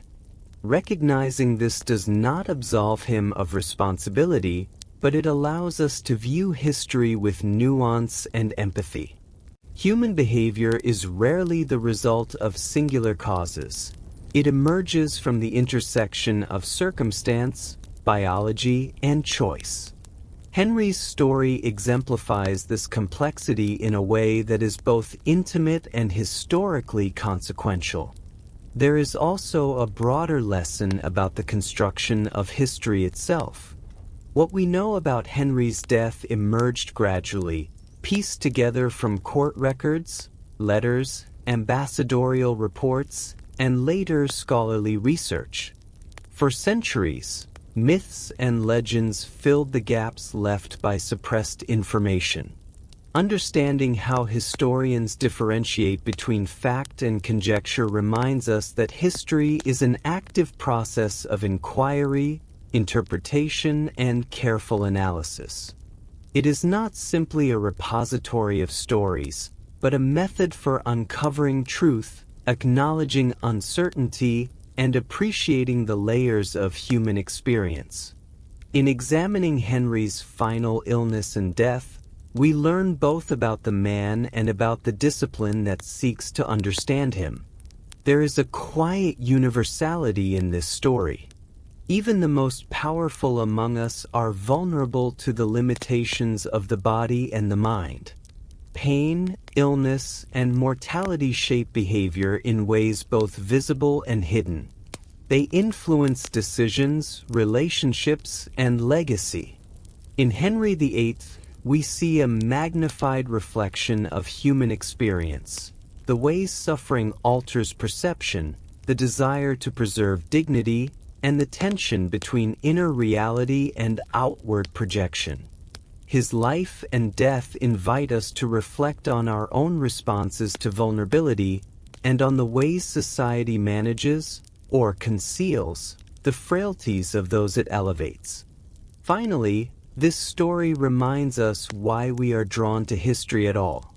It offers perspective, empathy, and understanding. It allows us to engage with lives lived in extreme circumstances while reflecting on the common threads of humanity that connect us across centuries. Henry's death is not mere spectacle. It is a lens through which we examine mortality, power, and the enduring interplay between the body, the mind, and society. In contemplating the final days of a king, we find lessons for ourselves about resilience, about the construction of image, and about compassion in the face of human frailty. Henry VIII's life and death challenge us to look beyond legend, to weigh fact with context, and to remember that history is a mirror not only of what has been, but of what it means to be human. What, then, do you see when you look into that mirror? Imagine, for a moment, standing once more in the quiet corridors of Henry's palace, where the echoes of footsteps and whispered counsel have long since faded. In those final days, the man who had ruled a kingdom, commanded armies, and reshaped the very structure of England's church and state was confronted with the same truths that every human must face: pain, vulnerability, and the slow surrender of control. Despite his power, his wealth, and his grandeur, he could not command his body, nor forestall the inexorable approach of death. In this quiet reflection, we are reminded that mortality does not discriminate. Henry's suffering was deeply human. The chronic infections, the weight of illness, the cognitive and emotional strain, all of it left him exposed in ways that his titles, his portraits, and even his fearsome reputation could not shield. And yet, within that exposure, there is a resonance that connects across time. It is a reminder that power and authority, while imposing, cannot erase the human experience of fragility. Even those who seem larger than life, kings, leaders, figures enshrined in history, are subject to the same corporeal truths that touch all of us. Pain can shape decisions, illness can alter behavior, and vulnerability can coexist with influence in ways both profound and subtle.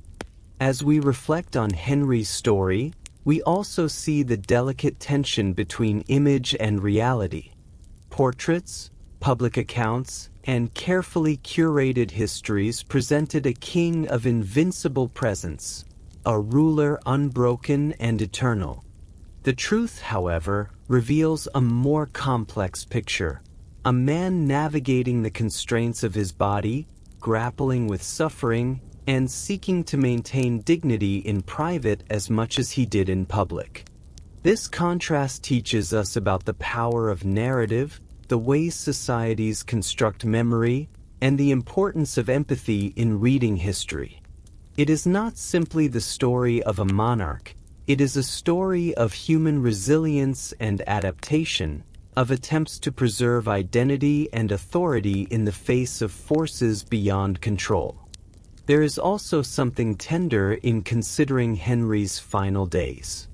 The care of attendants, the quiet ministrations of physicians, and the efforts to conceal pain speak to the human instinct for dignity and compassion.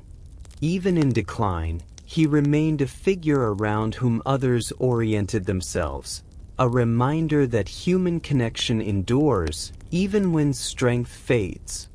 His life, full of extraordinary influence and extraordinary suffering, invites us to meditate on the ways in which our own experiences, though smaller in scale, share the same rhythms of vulnerability, perseverance, and reflection.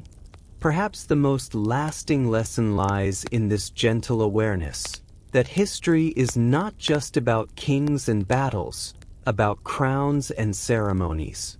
It is about people who hoped, who endured, who struggled with the same fundamental truths that touch each of us. In contemplating Henry's final weeks, we encounter both the weight of power and the quiet universality of human mortality.